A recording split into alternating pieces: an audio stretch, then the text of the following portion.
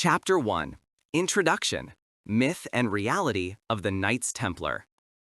Hardly any other order of knights in the Middle Ages has produced as many legends, myths, and conspiracy theories as the Knights Templar. To this day, her name is inextricably linked with mysterious treasures, lost writings, and occult rituals. They appear in novels, films, and video games, are associated with the Holy Grail, the Ark of the Covenant, or secret power lines of history. But behind all these tales is a real story. The story of an order founded in the 12th century to protect pilgrims in the Holy Land, and which was smashed in dramatic circumstances in the 14th century. The Templars were warriors and monks at the same time, a unique order that combined the discipline of monastic life with the harshness of the battlefield. They lived according to strict rules. Poverty, chastity, and obedience were imposed on them. But at the same time, they were the best trained and most feared fighters of their time. Her white coat with the red cross became a symbol of a power that went far beyond the military. Because the Templars were not only knights, but also administrators, bankers, and diplomats. At a time when trade and the money economy were still in their infancy, they created a financial system that granted loans to kings and princes, offered pilgrims safe travel routes, and allowed the order's fortune to grow immeasurably.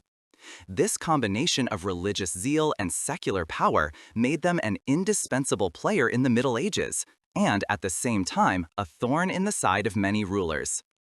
Its history is closely linked to the Crusades. With the aim of securing Jerusalem and the Holy Land for Christianity, the Templars were founded and soon rose to become the military elite of the Crusader armies. They defended castles, fought battles, and were often at the forefront of securing the borders of the Christian kingdom against Muslims, assassins, or rival powers. But as steep as her rise was, so deep was her fall. After the loss of the Holy Land in the late 13th century, the Templars lost their actual task. In Europe, they amassed wealth and influence, and made enemies in the process. In particular, the French King Philip IV, known as the Beautiful, feared and desired her wealth at the same time. With an unprecedented intrigue, he persuaded Pope Clement V to persecute the order. Trials, torture, and executions followed. In the end, the order was officially dissolved in 1312. But the history of the Templars did not end with their downfall. It was precisely their dramatic ending, the secrecy of their treasures, and the rumors about their alleged secrets that made them immortal. The last Grand Master, Jacques de Molay, is said to have cursed the kings and popes shortly before his death. A curse that seemed to find an uncanny confirmation in the following years through the sudden death of his opponents. The fascination remains to this day. Historically, the Templars were one of the most powerful institutions of the Middle Ages, a mixture of monastery, army of knights, and international bank.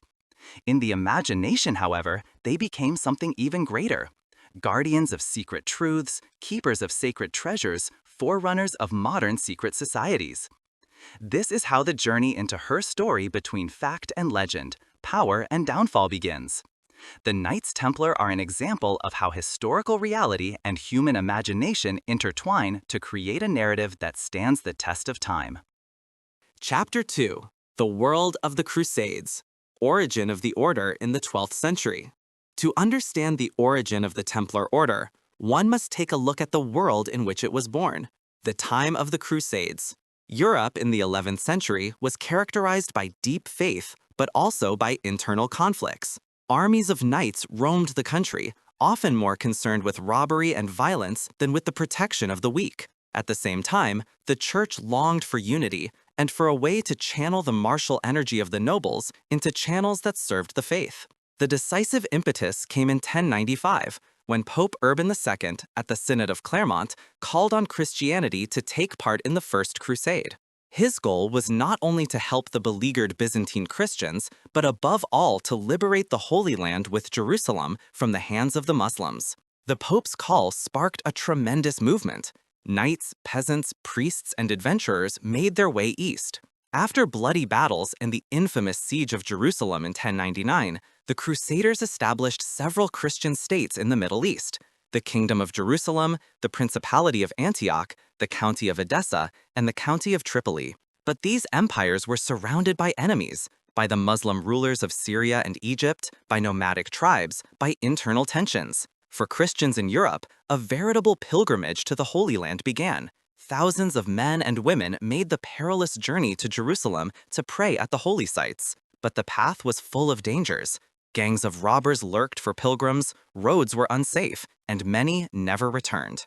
In this environment, the idea was born not only to build castles and raise armies, but also to create an order of knights who were also monks to protect the pilgrims. Such an order combined two central ideals of the Middle Ages: the religious striving for holiness and the martial duty to defend Christianity. This is how the Knights Templar were born, a small group of noble knights who were willing to vow poverty, chastity, and obedience, and at the same time wield the sword to protect Christians, joined forces. Their headquarters were later to be built near the Temple Mount in Jerusalem, hence the name Poor Knighthood of Christ and Solomon's Temple, in short, the Templars. The emergence of the order was thus a direct response to the challenges of the 12th century, the unsafe roads, the threat of the Crusader states, and the need for a connection between faith and struggle. In this world where religion and war were inextricably linked, the Knights Templar were able to grow into a power that would soon influence all of Europe and the Middle East. Chapter 3. The Foundation. Hugues de Pans and the First Brothers. The actual founding story of the Templar Order begins in 1119.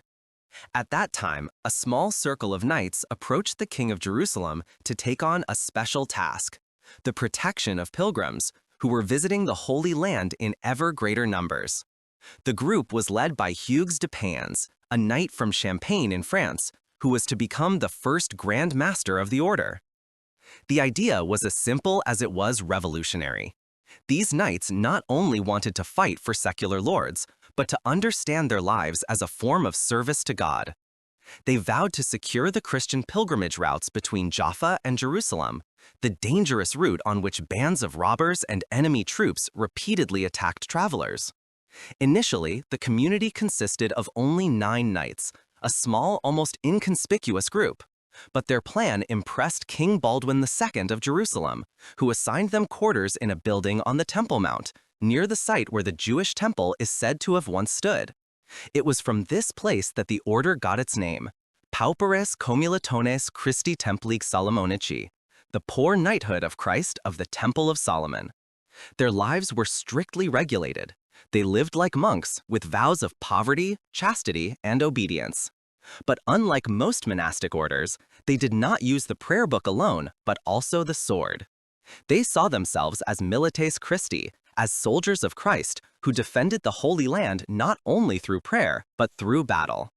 In the early years, the Templars were a rather inconspicuous brotherhood, but their reputation spread quickly. Pilgrims told of the knights who made the streets safer, and church leaders saw in them a way to put the knighthood's propensity for violence at the service of the church. A decisive step came in 1129, when the Templars received their rule of the order at the Council of Troyes in France, which was largely inspired by Bernard of Clairvaux, one of the most influential churchmen of his time. This officially recognized them as a religious order, and at the same time gave them a spiritual foundation that distinguished them from ordinary warriors. Thus, a small group of 9 men had become an institution that would soon find support throughout Europe. Hugues de Pans himself traveled west to promote the order. He won over nobles, bishops, and kings as patrons, and soon donations, lands, and new recruits poured in. The founding of the Templars was thus completed, not only as a military force, but as a spiritual community that saw itself as an instrument of God. Under the leadership of Hugues de Pans, the foundation was laid for a rise that would make the order one of the most powerful institutions of the Middle Ages within a few decades. Chapter 4. The Rule of the Order: Poverty, Chastity, Obedience. No order could endure without a firm foundation. For the Templars, this was their rule of the order, which was officially confirmed at the Council of Troyes in 1129. This gave the small community of knights a clear structure, intellectually, legally, and practically. This rule combined monastic austerity with military discipline, and made the Knights Templar unique in medieval Europe. The rule was primarily inspired by the Benedictine tradition, but adapted to the special tasks of a knightly order. The Templars were not supposed to live in monasteries like ordinary monks, but on the battlefield, in castles, and on the dangerous roads of the Holy Land. Their vows therefore hardly differed from those of the monks, but they took on a new, militant meaning. Poverty. The Templars were obliged to give up personal property. Everything they owned belonged to the order. They lived on donations and donations, wore simple clothes, usually white coats with the Red Cross, and had no right to wealth or luxury. Horses, weapons, and equipment were provided by the order. Even if the order became immensely rich in the course of time, the individual knights remained poor. This contrast between the poverty of the members and the wealth of the institution was one of the reasons why the order gained so much sympathy in Europe, and later also aroused so much mistrust. Chastity. The Templars took the vow of chastity. They were not allowed to marry, have mistresses, and produce offspring. This freed her from family obligations and tied her completely to the order. Her life was devoted exclusively to the service of God and the order. This was in sharp contrast to the secular knights, whose goal was often marriage, descendants, and the increase of family wealth. Obedience. The third vow was obedience. Every Templar had to give unconditional obedience to his superior, and ultimately to the Grand Master. On the battlefield, this meant that they had to carry out orders without hesitation, even if it meant certain death. This discipline made the Templars an unwavering fighting unit that stood reliably together in the chaos of medieval battles. Strict rules for everyday life. The rule of the order also determined everyday life. Meals were simple, meat was rarely eaten, alcohol was strictly rationed.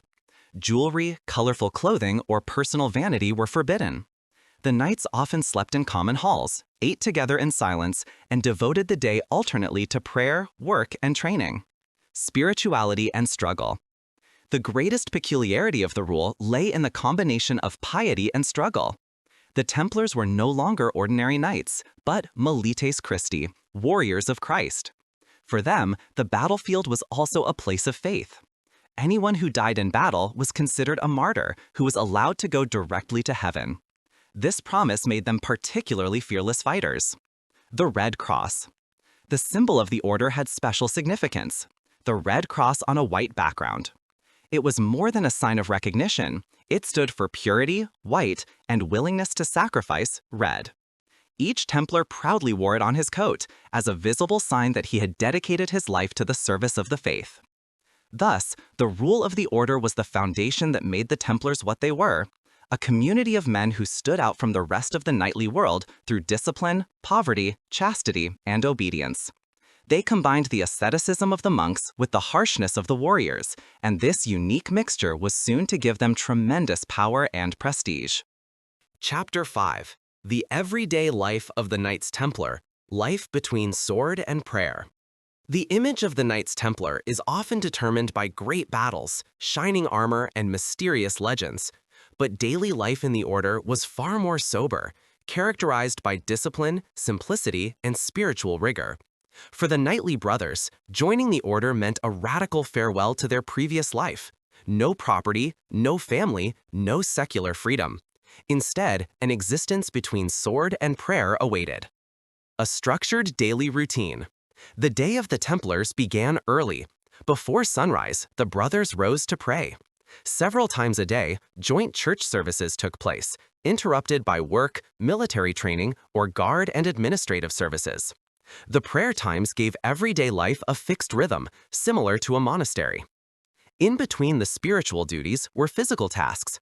The knights practiced the use of sword, lance, and bow, cared for their horses, and maintained their equipment. Non-knightly members, so-called sergeants, also made an important contribution by taking on handicraft work, working in the stables, or providing for supplies. Community and simplicity. The Templars lived in a strict community order. Meals were eaten together, mostly in silence. The food was simple: bread, vegetables, soup, water, or wine in moderation. Meat was rare, usually only on holidays. Luxury was expressly forbidden. A knight was only allowed to own 2 horses. His dress was simple and uniform, and jewelry or personal ornaments were prohibited. Even sleep was regulated. The brothers often shared large dormitories, slept in simple clothes, and had to be ready to take up the sword at any time if the alarm was sounded. This strict order created a feeling of equality. Whether noble or not, the same rules applied to everyone in the order. Work and struggle. In addition to prayer and training, a large part of everyday life consisted of military tasks. In the castles in the Holy Land, the Templars kept watch, built fortifications, monitored trade routes, and protected pilgrim caravans. Many of them spent weeks or months in the dangerous environment of the border areas, where attacks were imminent at any time. Those who did not serve in the Holy Land were stationed in Europe. There, the Templars cultivated the lands that had been given to them, managed donations, and conducted trade. Here, too, life was strictly regulated, but less characterized by struggles, more by administration, agriculture, and the cultivation of the networks that made the order rich: spirituality and self-understanding. Despite all the hardship, the everyday life of the Templars was deeply permeated by spirituality. Each knight saw himself as a soldier of Christ, whose soul was tested in battle as well as in prayer. The battlefield was a sacred place for them. Those who fell in battle believed that they would go directly to heaven as martyrs. This conviction gave them a contempt for death that was feared by opponents. At the same time, the order had a high moral standard. Knights not only had to fight, but also live virtues such as humility, mercy, and justice. Violations of the rule were severely punished, up to and including expulsion from the order. A life between two worlds. So the Templars lived between two poles. Like monks in asceticism and discipline, like warriors in weapons and blood. This connection made their everyday life unique, and their community so powerful. Where other knights fought for fame, fortune, or family, the Templars fought for God, for the order, and for the salvation of their souls. The everyday life of the Knights Templar was therefore not a brilliant knightly romanticism, but a hard, austere life. But it was precisely this toughness that shaped them, and that made them the feared and admired elite that defined an entire epoch in the Middle Ages. Chapter 6. The First Tasks: Protection of Pilgrims in the Holy Land. The Templars were not founded to fight great battles or rule empires. Their first and most important task was much more modest: to protect pilgrims in the Holy Land. After the conquest of Jerusalem in 1099, thousands of believers from Europe moved there to visit the holy sites. For many, it was the journey of a lifetime, an act of piety and penance. But the path was dangerous, full of robbers, raids, and enemy troops. Especially the route from Jaffa to Jerusalem, the most important pilgrimage route, was notorious. Bandits lurked in the mountains, Bedouin tribes attacked caravans, and it was not uncommon for entire groups of pilgrims to be slaughtered. Even those who reached Jerusalem were in constant danger as soon as they left the city. In this situation, the Templars came on the scene. Under the leadership of Hugh de Payens and his first brothers, they declared that they would dedicate their lives to the protection of these pilgrims. They assembled small armed groups to accompany travelers, built safe rest stops, and patrolled the most dangerous sections of the roads. For many pilgrims, the presence of the Templars was a blessing. The sight of the knights dressed in white with the red cross conveyed security, and the call that they would fight to the death deterred potential attackers. Soon, they became known as the Knights of the Temple, and their popularity among the believers grew. But the protection of pilgrims was not only a pious task, but also politically significant. The Crusader states were unstable, surrounded by hostile powers, and their resources were limited. An order that voluntarily secured the roads out of religious zeal relieved the princes and at the same time strengthened the Christian presence in the Holy Land. In addition, the pilgrim protection formed a kind of school for the Templars. In small groups, they learned to act flexibly and disciplined. They developed strategies to protect caravans, repel attacks, and fight in rough terrain. These experiences would later lay the foundation for their role as a military elite in the major battles. In Europe, too, word quickly spread that there was an order in the Holy Land that protected pilgrims. Many nobles supported the Templars with donations, lands, and money. Anyone who gave something to the order was considered a participant in this work of faith and hoped for spiritual reward in the afterlife. Thus, a practical necessity, the securing of pilgrimage routes, gave rise to the basis for an order that would soon play a central role in the politics and war of the Middle Ages. The protection of pilgrims was her first great work and the foundation of her later fame. Chapter 7. Bernard of Clairvaux, the spiritual father of the order. The rise of the Knights Templar would hardly have been conceivable without one man, Bernard of Clairvaux. The Cistercian monk, one of the most influential churchmen of the 12th century, gave the order not only an intellectual legitimacy, but also a theological basis that turned a small brotherhood into a Europe-wide institution. Bernard was a charismatic preacher, theologian, and reformer who was famous for his asceticism and passionate speeches. He saw in the Templar order the ideal combination of monasticism and chivalry. For him, the Templars were proof that the martial energy of the nobility could be put at the service of God, a new form of spiritual chivalry. A decisive moment came in 1129, when the order was officially recognized at the Council of Troyes. Bernard played a central role in this. He supported Hugues de Payens, the first Grand Master, and helped formulate the rule of the order. His authority as a spiritual leader convinced many skeptics that the union of sword and cross was not only permissible, but God's will. Shortly afterwards, Bernard wrote his famous work, De Laude Novae Militia, in praise of the new knighthood. In it, he praised the Templars as new knights who were fundamentally different from the secular knights. While secular knights fought out of vanity, for fame, fortune, or personal revenge, the Templars fought for Christ alone.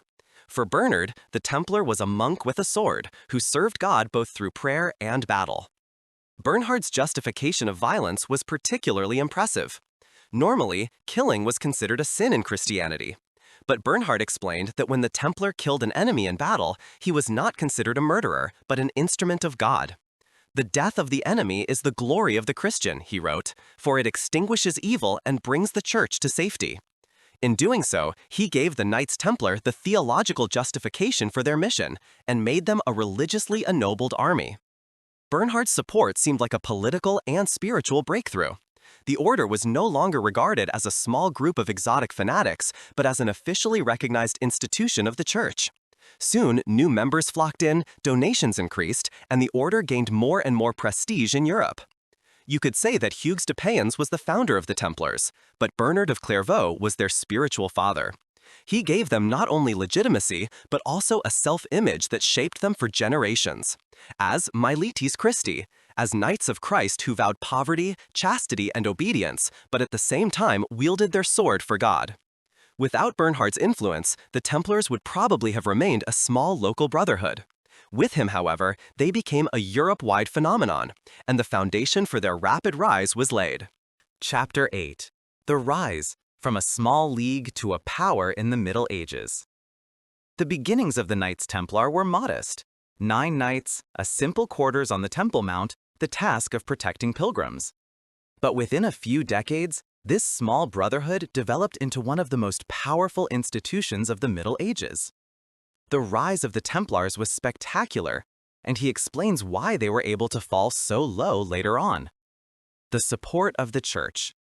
A decisive factor was the recognition by the Church. After the Council of Troyes in 1129, the order was no longer just a private initiative, but a community legitimized by the Pope and bishops. Bernard of Clairvaux's eulogy gave the Templars a halo of holiness that made them attractive to many knights and nobles. Joining the order meant fighting for God, and at the same time, achieving eternal salvation if you fell in battle. Soon, the Templars received privileges that made them independent and strong. The Pope placed them under his direct protection, which meant that they were subject only to him, not to the local bishops or secular princes. They were allowed to build their own churches, create their own cemeteries, and were exempt from taxes and duties. This special position made it an order that stood above the conventional structures of medieval society. Growth in members and property. With the recognition, the order grew rapidly. Knights from all over Europe joined, often out of conviction, sometimes also because younger sons of the nobility had no prospect of inheritance. Those who joined the order often brought land or money with them, donations that increased the wealth of the Templars. Pious donors also donated goods, farms, and rights to the order, believing that they would thereby secure spiritual rewards in heaven. This created an extensive network of commendations, branches of the order throughout Europe, that secured the supply of money, recruits, and material for the Holy Land. Soon, the Templars owned lands from Spain to Poland, from England to the Balkans. Military strength in the Holy Land. In the Holy Land itself, the Templars grew into a military elite. They built and defended castles at strategically important points, patrolled the streets, and were at the forefront of battles against Muslim armies. Contemporary reports praised their courage and discipline. While other armies of knights broke apart in battle, the Templars held their ground, fought in closed formations, and obeyed their commanders without hesitation. Her willingness to fight to the death made her feared. Often it was the Templar cavalry that could decide a battle, a tough shock troop that broke through the enemy ranks at the decisive moment. Influence in Europe. But its importance grew not only in the East, but also in the West. Kings and princes sought their proximity, borrowed money from them, or entrusted them with important missions. The Templars were soon valued not only as warriors, but also as administrators and diplomats. Their reputation for discipline and honesty made them ideal partners for delicate tasks. A new type of order. With the Templars, a completely new type of institution emerged. Neither monastery nor army, but a combination of both. This novelty made them attractive and dangerous at the same time. They offered an answer to the problems of the time, the insecurity of the pilgrimage routes, the instability of the Crusader states, and the fragmentation of Europe, and were richly rewarded for it. Thus, in less than a century, the order rose from a small group of 9 men to one of the most influential powers of the Middle Ages. A rise that was admired, but also caused envy, mistrust, and hostility. Chapter 9. Castles and Fortresses, Architecture and Strategy of the Templars. With the growing influence of the Templars in the Holy Land, it soon became clear that their survival could not be based on bravery and faith alone. If you wanted to survive in a hostile environment, you needed secure bases, castles that meshed like teeth into the landscape, bulwarks against attacks, and symbols of the Christian presence. The Templars were masters at building, holding, and strategically deploying such fortresses. One of the most famous castles they owned was the Crac des Chevaliers in Syria. Originally built by other Crusaders, the Templars, and later the Knights of St. John, took over the complex, making it one of the most impressive bulwarks of the Middle Ages. With mighty walls, towers, and moats, the Crac was almost impregnable. From here, the knights controlled entire areas and protected trade routes and pilgrimage routes. But the Templars not only built large castles, but also a large number of smaller commanderies and bases. These served as supply stations, guard posts, and administrative centers. They were part of a network that stretched across the entire Holy Land, from the coastal cities to the border regions. Each of these fortresses was like a cog in a clockwork, small on its own, but a powerful system when combined.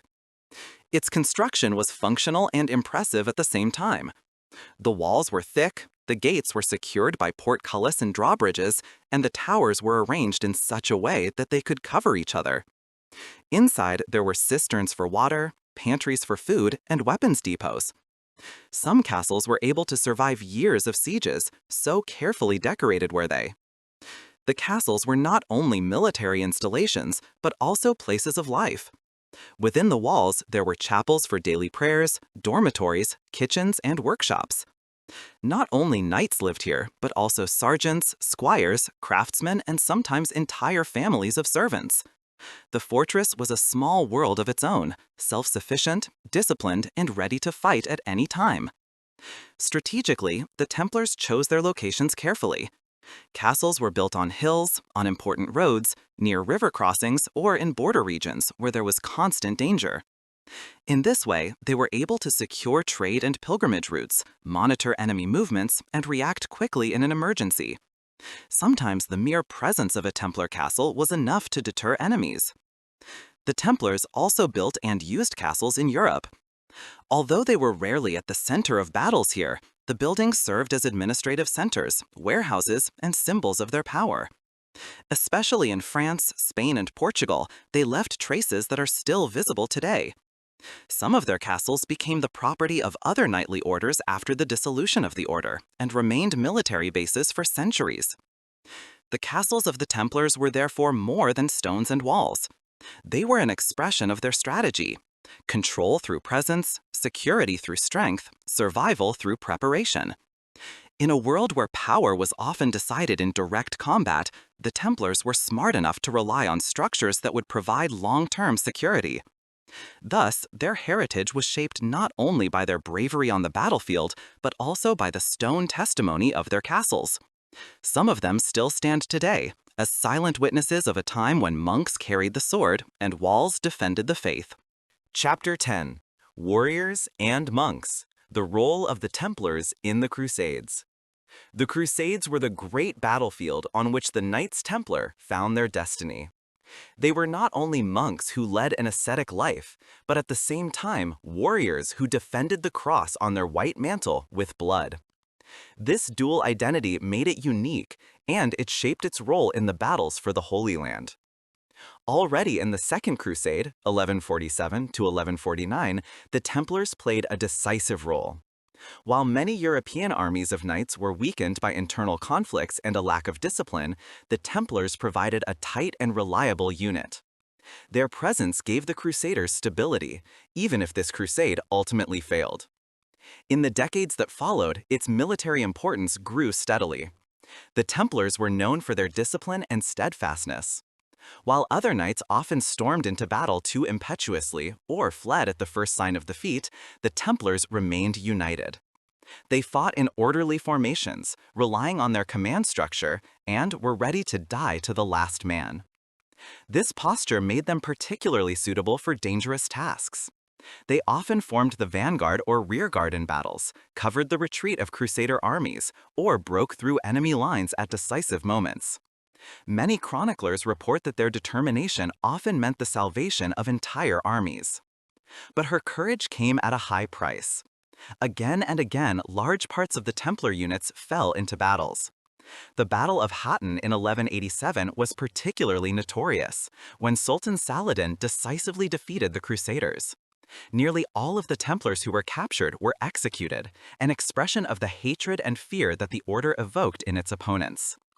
In addition to the major battles, the Templars also fulfilled a variety of smaller tasks. They secured castles and border posts, accompanied pilgrims and delegations, and they were important diplomats in the complex network of Crusader states. Their contacts with Muslim rulers were often better than one would expect. Sometimes they even negotiated ceasefires or secret agreements if it served the survival of Christians in the Holy Land. The relationship between the Templars and the Assassins, the Nizarites in Syria, is particularly exciting. There were fights between the two orders, but also agreements. At times, the Assassins even paid tribute to the Templars to be left alone. Thus, two mysterious and feared communities faced each other, each with its own strategy to secure its power. In the course of the Crusades, the Templars became a kind of elite corps of Christianity. Their reputation reached as far as Europe, where they were revered as unwavering defenders of the faith. Pilgrims who traveled to the Holy Land trusted in their protection. Rulers and princes saw them as a military force that could not be ignored. But it was precisely their central role that made the Templars dependent on the fate of the Crusades. When the Holy Land was gradually lost, when Jerusalem fell in 1187 and the Crusader states were pushed further and further back, the Templars were also faced with an existential crisis. Their power was based on their role as defenders of the East, and the more this foundation crumbled, the more uncertain their future became. Thus, the role of the Templars in the Crusades shows all the contradictions of the order: monks who prayed and warriors who bled. Elite fighters who won battles and endured defeats. Heroes for some, fanatical enemies for others. Chapter 11. The Templars and the Assassins. Encounters of two secret societies. Among the many opponents and neighbors that the Templars encountered in the Holy Land, one group stands out in particular: the Assassins. This mysterious community, which controlled castles such as Masyaf or Alamut in the Syrian and Persian regions, was notorious for its targeted assassinations. For the Crusaders, they were both sinister enemies and potential allies. At first glance, the Templars and the Assassins had a lot in common. Both lived according to a strict rule of the order, both were militarily organized, both stood in the shadow of greater powers and had to survive through cleverness, discipline, and determination. But their methods and their goals differed greatly. While the Templars fought openly on the battlefields, the Assassins relied on the dagger in secret. The relations between the two orders were therefore characterized by ambivalence, sometimes by violence, sometimes by pragmatic cooperation. It is documented that the Assassins paid tribute to the Templars at times in order not to be constantly involved in fights. Conversely, the Templars accepted these payments as long as they strengthened their interests in the Holy Land. But there were also open conflicts. Chroniclers report of attacks by the Templars on Assassinian territories, of revenge actions by the Fedayeen, and of bloody feuds. Both sides were small compared to the great powers, the Crusaders, the Ayyubids, or the Seljuks, and yet each could inflict considerable damage on the other. A particularly exciting chapter was the alleged murder of Conrad of Montferrat in 1192. Conrad, the designated king of Jerusalem, fell victim to an assassination attempt by the Assassins in Tyre. Some sources later claimed that the Templars had a hand in this fact, either as a client or at least as a beneficiary. There is no evidence of this, but the rumor alone shows how closely the names of Assassins and Templars were intertwined in the Middle Ages. The two orders are also said to have negotiated diplomatically with each other. Some reports suggest that the Templars and the Assassins even made secret agreements at certain times, such as non-aggression pacts or agreements on trade routes. In a world where survival often meant more than rigid fronts, pragmatism was more important than ideology. For the Europeans who later reported on the Crusades, the encounter between Templars and Assassins had something sinister about it. Two groups, both operating in secret, surrounded by mystery, and with an almost mystical reputation, faced each other, once as enemies, then again as partners. No wonder that later legends linked the two orders as if they had steered the fate of the Holy Land by invisible threads. In fact, however, their relations were probably less characterized by dark alliances than by pragmatic calculation. The Templars wanted to secure the pilgrimage routes, the Assassins wanted to defend their castles. When their interests coincided, they worked together. If not, they fought each other. So the relationship between the Templars and the Assassins remains a fascinating chapter. The encounter of two communities that were both smaller than the realms around them, and yet whose fear, discipline, and unique reputation extended far beyond their actual size. Chapter 12: Wealth and Power, Banks, Loans, and the Myth of the Templar Treasure. The Knights Templar began as the poor knighthood of Christ. Her first brothers vowed poverty, renounced possessions, and lived on donations. But soon the picture changed. The Order of the Poor became one of the richest institutions of the Middle Ages. Their wealth was not just a byproduct, but a decisive reason for their rise, and for their eventual demise. The path to wealth. From the beginning, the Templars received generous donations. Nobles left them lands, farms, and castles in order to secure spiritual rewards in the afterlife. Kings and princes also supported them because the order defended the Holy Land and made the pilgrimage routes safe. With each gift, their possessions grew, not only in the Middle East, but throughout Europe.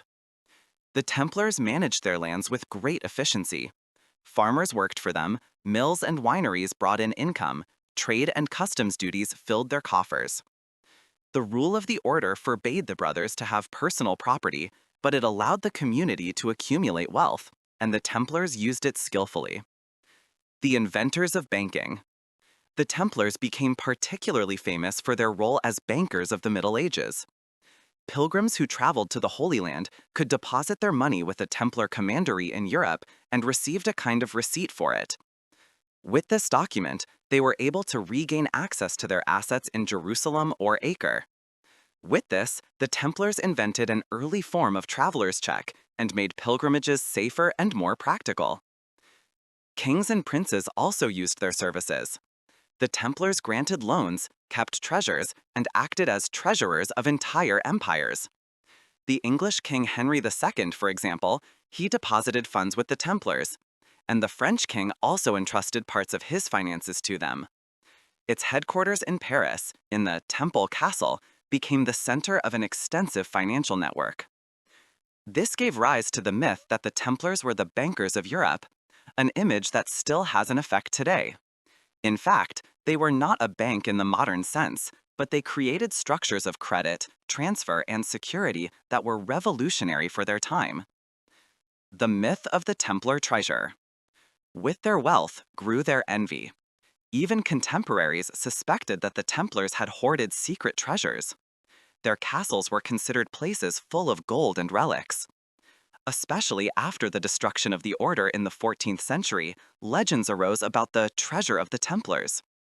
Some claimed that he had disappeared when he was arrested by the French king, others that he had been secretly deported. Myths surround it to this day.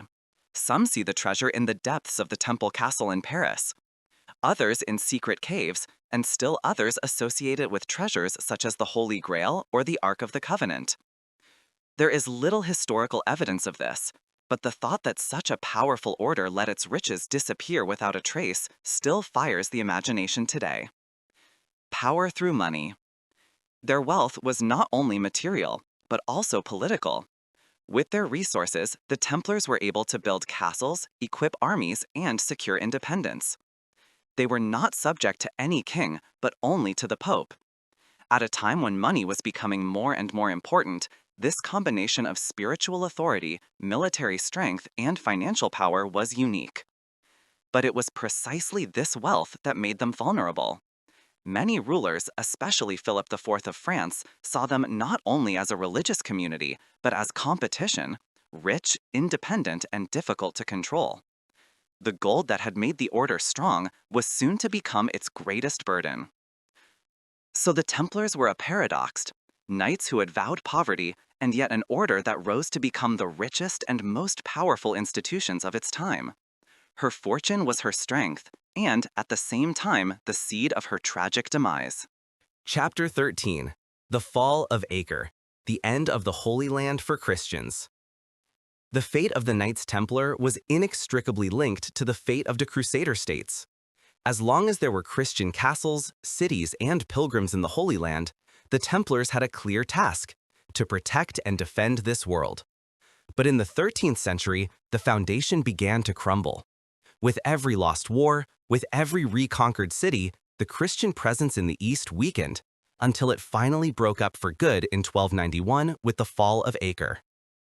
The loss of Jerusalem in 1187 had already been a heavy blow. Saladin had conquered the Holy City, and although it was temporarily regained in later crusades, Christian rule remained fragile. The Crusader states shrank to a network of coastal cities and castles surrounded by enemies. Acre, located on the Mediterranean coast, became the most important base for Christians, a last bulwark that supplied trade, pilgrims, and the military. The Templars had a powerful quarters in Acre, a fortress that was considered almost impregnable. Together with the Knights of St. John and other orders, they defended the city against ever-new attacks by Muslim armies. But the balance of power had changed. While the Crusaders were weakened by internal conflicts and the lack of support from Europe, the Muslim dynasties, especially the Mamluks in Egypt, were gaining strength. In 1291, Sultan al-Ashraf Khalil advanced against Acre with a huge army. Weeks of sieges followed. Catapults and siege engines brought down the walls of the city. The defenders, Templars, Knights of St. John, knights from Europe, and citizens fought desperately, but the superiority was overwhelming. On May 18, 1291, Acre fell. It was a bloodbath. Men, women, and children were slaughtered, churches looted, houses destroyed. Only a few managed to escape on ships that hastily set sail. The fortresses of the Templars and Knights of St. John held out for a short time, but they too had to be abandoned or destroyed. With the loss of Acre, the Christian project in the Holy Land came to an end. No important city, no fortress remained in Christian hands. The Crusader states, which had existed for almost 2 centuries, were history. For the Templars, this meant the loss of their real purpose of existence. Their order was founded to defend the Holy Land, protect pilgrims, and fight against Muslims in the name of faith. Now there were no more pilgrimage routes to secure, no more castles to hold. The order was deprived of its central task.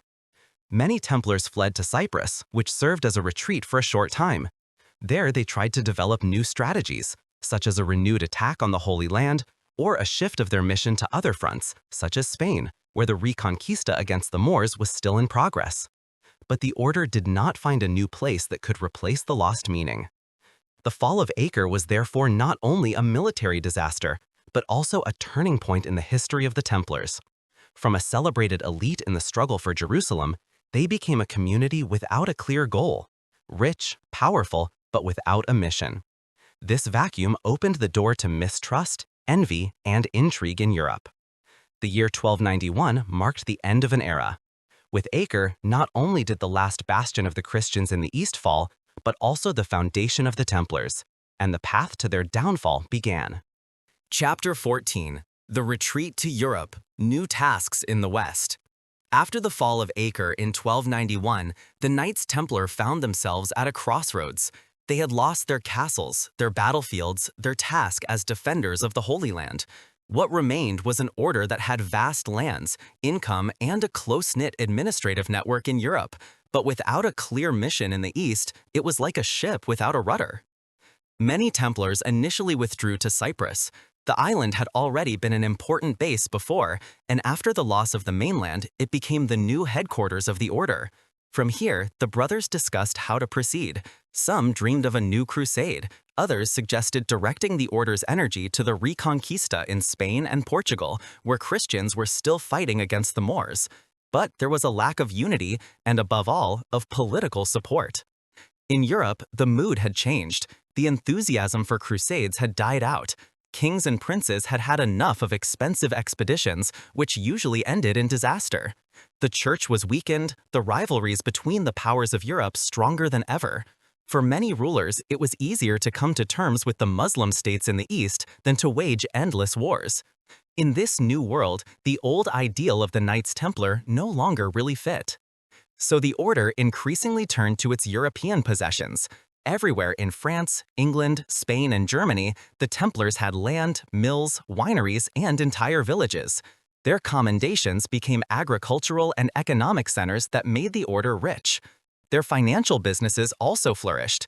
They kept the assets of kings, granted loans, and developed a system that could be seen today as the forerunner of modern banks. But that was exactly where the danger lay. Without the Holy Land as a justification, the order's wealth seemed increasingly sinister. Many people asked themselves, why do we still need these knights who no longer fight but accumulate riches? The Templars continued to live according to their strict rules, but outwardly their existence seemed increasingly contradictory, poor knights who hoarded immeasurable treasures. At the same time, tensions arose with the other knightly orders, especially with the Knights of St. John. After the loss of the Holy Land, they had found a new task. They shifted their focus to the Mediterranean, where they fought as a naval power against pirates and Muslims. The Templars, on the other hand, seemed disoriented, tied to their goods and finances. Especially in France, where the order had its largest power base, it became more and more the target of envy and mistrust. The French King Philip IV, known as the Beautiful, had high debts to the Templars and viewed their wealth with growing suspicion. For him, they were no longer protectors of the faith, but a state within the state, rich, independent, and difficult to control.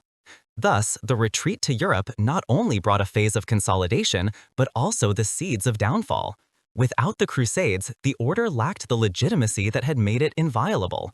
What remained was a powerful, rich, but vulnerable institution, exactly the kind of opponent that an ambitious king and a weak pope could bring down.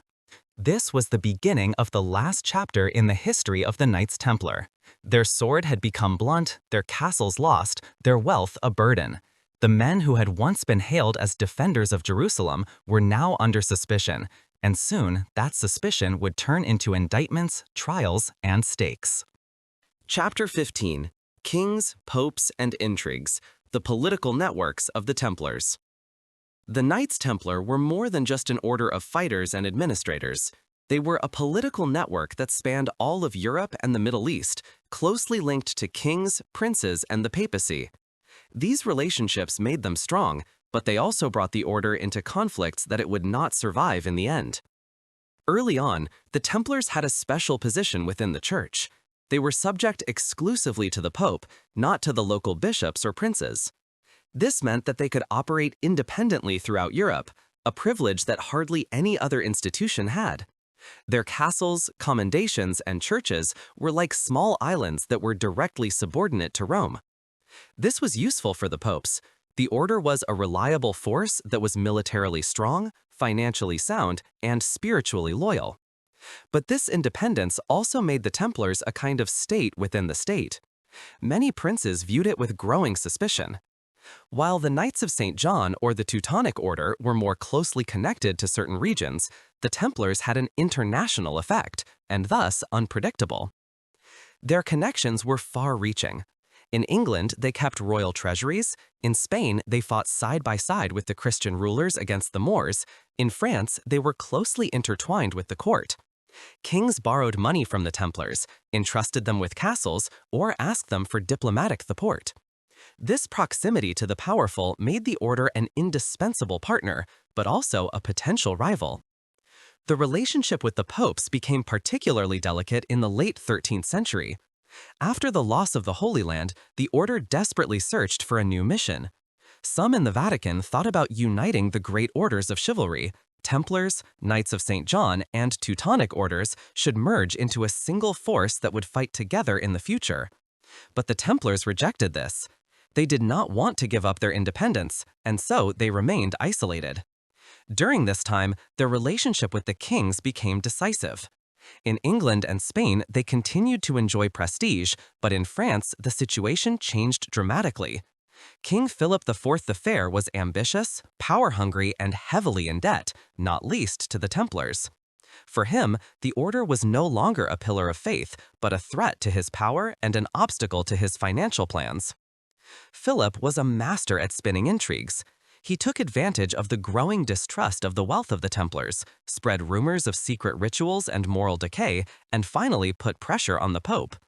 Pope Clement V, who resided in Avignon and was heavily dependent on France, found himself in a dilemma. On the one hand, he wanted to protect the order, but on the other hand, he could not afford to openly oppose the French king. So the Templars became entangled in a web of political intrigues that they could hardly see through. Their former alliances became shackles, their close ties to the Pope and kings a double risk. The power they had built up over centuries turned into a target that a skilled ruler could exploit. The result was a dangerous standstill, too rich to be overlooked, too independent to be controlled, and too weak to find a new job. It was in this field of tension that the storm was being prepared that was to sweep away the order, a storm triggered by the intrigues of Philip IV and the weakness of the papacy. Chapter 16. Philip the Fair, the king who overthrew the Templars. The fall of the Knights Templar is inextricably linked to the name of one man, Philip IV of France, known as the Beautiful.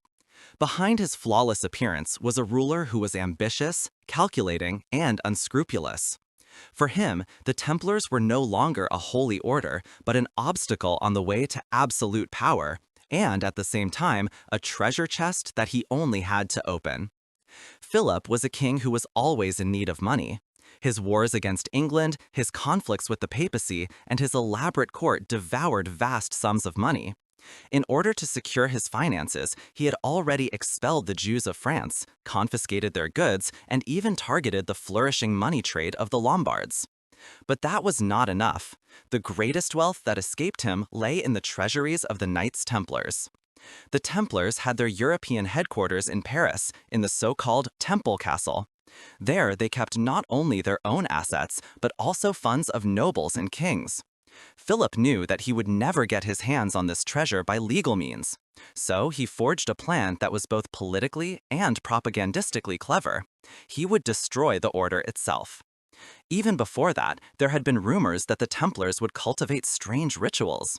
They were accused of denying Christ, performing obscene practices, or venerating secret idols when accepting new members.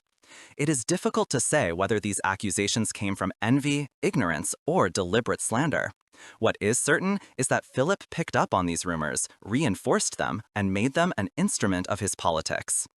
On October 13, 1307, the king had all the Templars in France arrested at the same time in an unprecedented action. In the morning hours, hundreds of brothers were surprised, put in chains, and imprisoned in dungeons.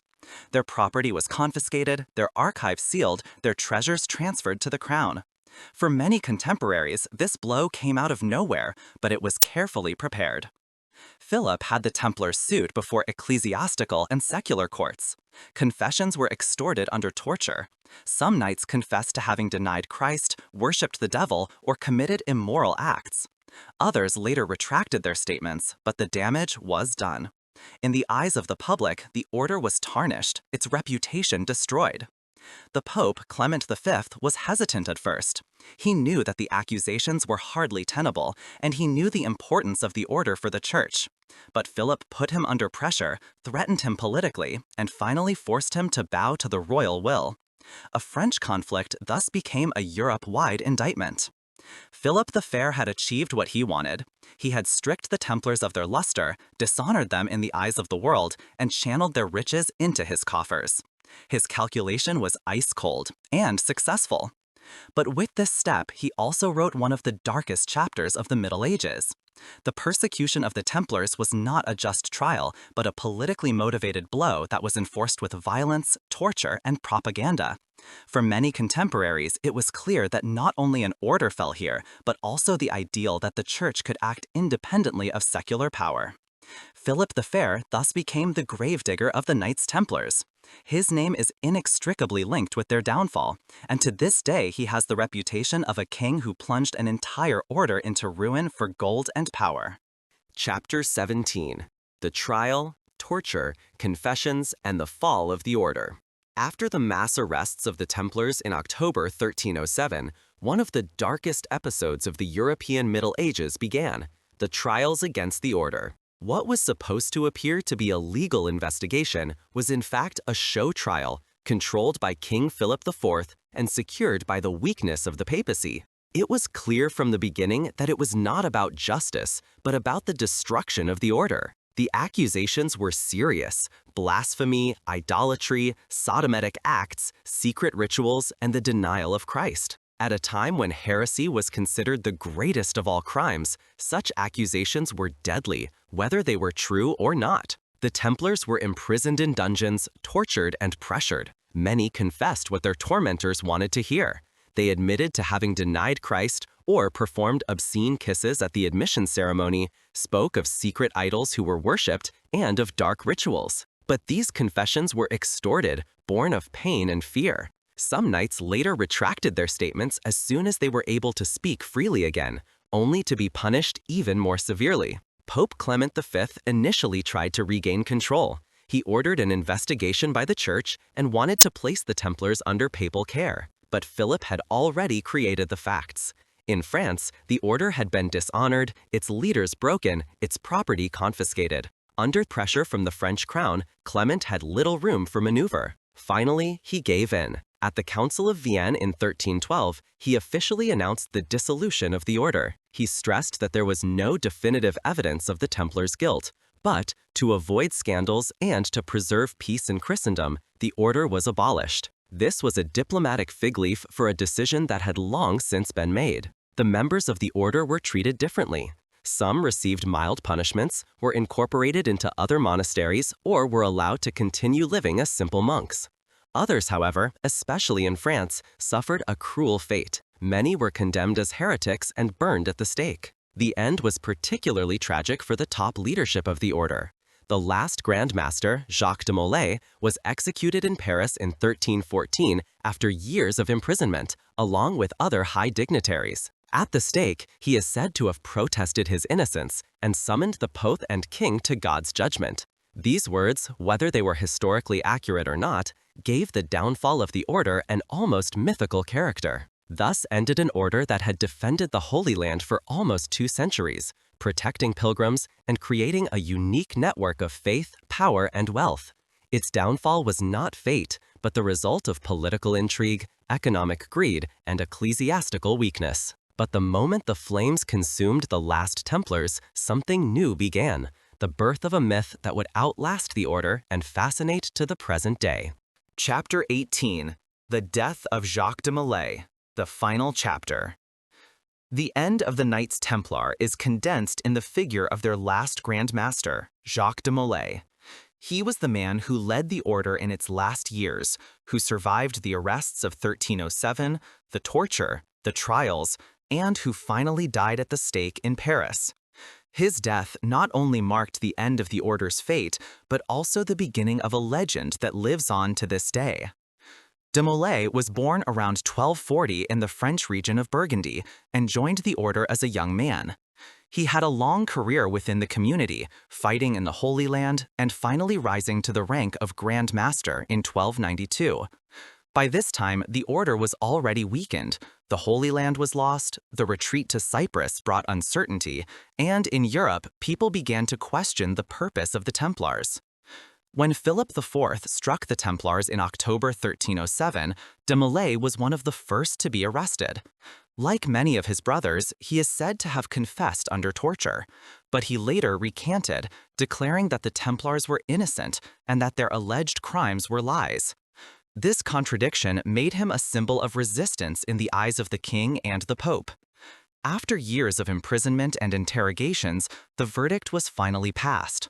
On 18 March 1314, de Molay was taken to a small island in the Seine, not far from Notre Dame Cathedral, together with Jacques Fra de Charnay, the commander of Normandy. There, the stake was waiting. In front of the assembled crowd, de Molay raised his voice. Contemporaries report that he protested his innocence. He is said to have declared that the order was pure, the accusations were lies, and that he was dying an innocent man. Some chroniclers add that he summoned Pope Clement V and King Philip IV to God's court before the year was over. It is not possible to say with certainty whether these words were actually spoken in this way, but they shaped the tradition like a curse. Shortly afterwards, the flames were ignited. Jacques de Molay died upright in the fire, as many reported, without screaming, without crying, an image that made him a martyr. His death shook even those who had previously been critical of the order. In the eyes of many, it was not a heretic who had died here, but a man who had been the victim of intrigue and greed. The effect was enormous.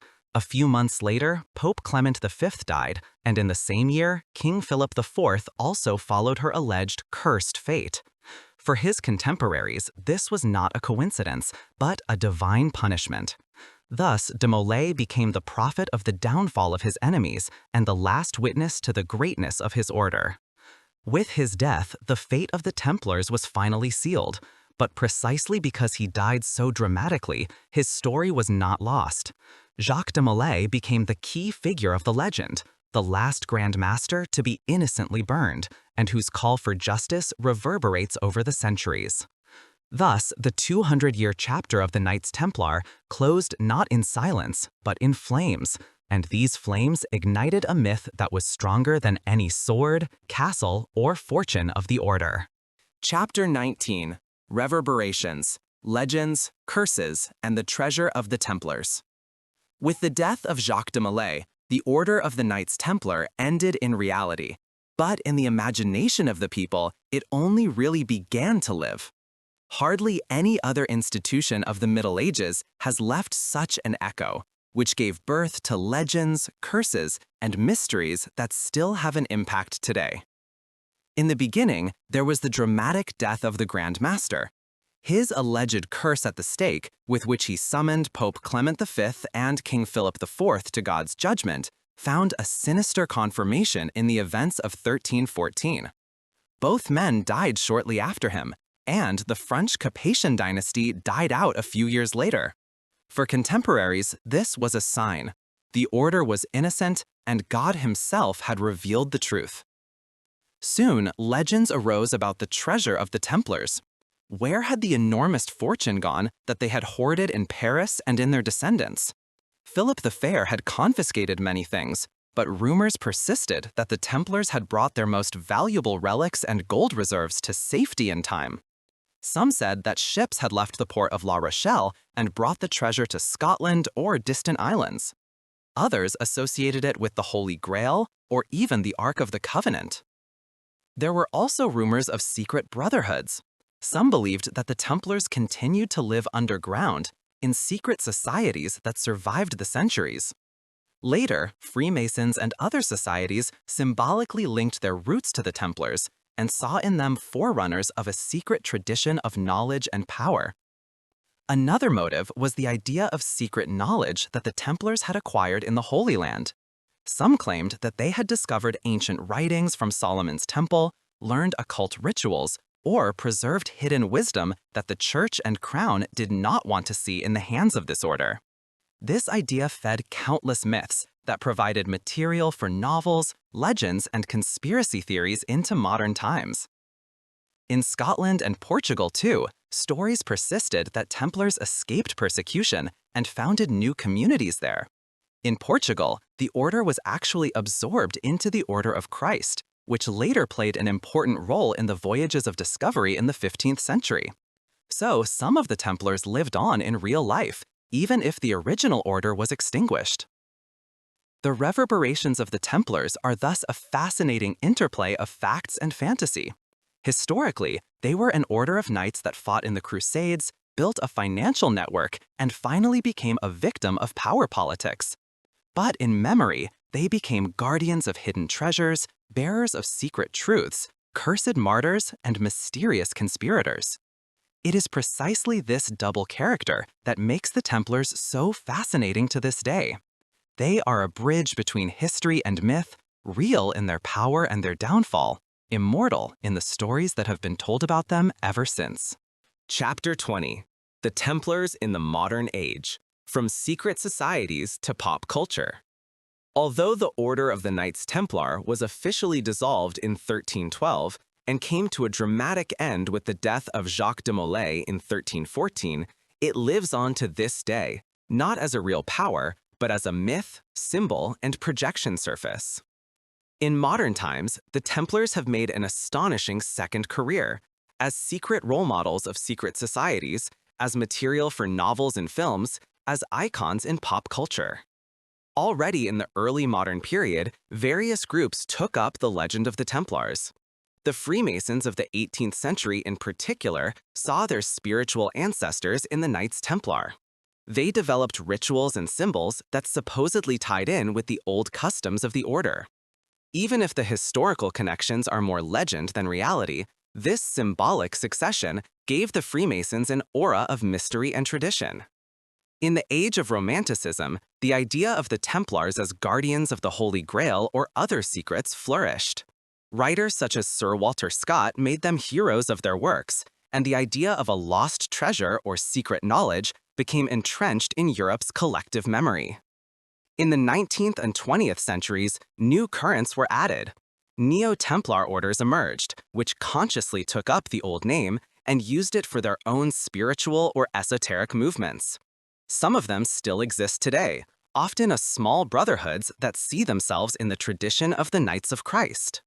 But the myth of the Templars experienced the greatest upswing in pop culture.